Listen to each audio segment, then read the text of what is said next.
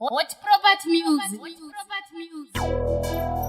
Do I find no rap school?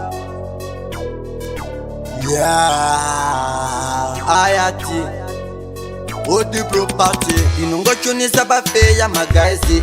Kupinda geto ndichiterwa ne manaisi. Ozoregera kutambane vamwe baisi. Wombo mira kutenzera magaisi. Atinga bayarirwe na boys. Ibo mazina kana yemeze kupeka. Abana mariye kutenga madirage banotoya kwatiri bajipeka. Iskirira bora kasara banenge bajiganza okubagenze neta. Ati mutambire bateze nabo kine matausendi banoti ngoeta sesuye du akizifone. Skiri wopo kuno uya mkopere.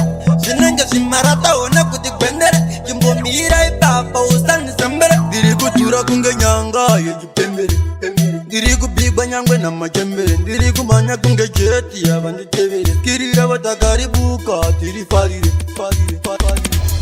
Atinga bayarirwe na boyesu. Ibo mazina kana yembeze kupeka. Abana mariye kutenga madirage banotoya kwatiri bajipeka.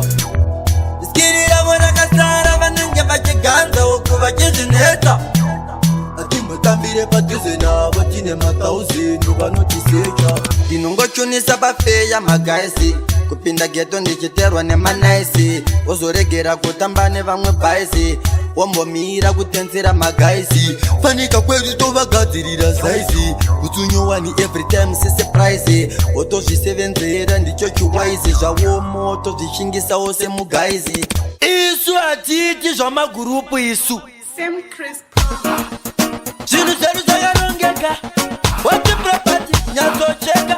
Masetingi maraningi ubarini muri tagi neni. Papi pacho pamuchaimbangaini. Isusu manje tongorova chinyowani. Tawajira izi pachichameni.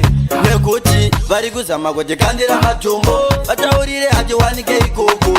Zvimwe zvacho zvinotonzisa urombo. Inini ndinofamba nyangwe ndasungwa mavombo. Uneza vauzama zvimwe manje havandibate zveitsaka. Waona nzingadezvo zvonsiye ndisiye ndakadaro santsaka. Zvamangoma zvakunetsa vauzama zvimwe manje havandibate zveitsaka. Waona nzingadezvo zvonsiye ndisiye ndakadaro santsaka. Vanofunga kuti zvimwe ndiri tope chitsaka. Kova long time vachinditsvaka. Taurire kuti kunondovapasa. Taurire ndovabata panorwadza. Iwe Sam Chris gondapitike. Sutu zvedu ndezvaMwari hazvimisike. Handina chipo chegirasi hachiputsike. Ndini ndiri kupisa handibatike. Zvemangoma zvaunetsa vauzamba zvimwe manje havandibate zveitsaka. Waona nzingadezvo zvonsiye ndisiye ndakadaro santsvaka. Zvemangoma zvakunetsa vauzamba zvimwe manje havandibate.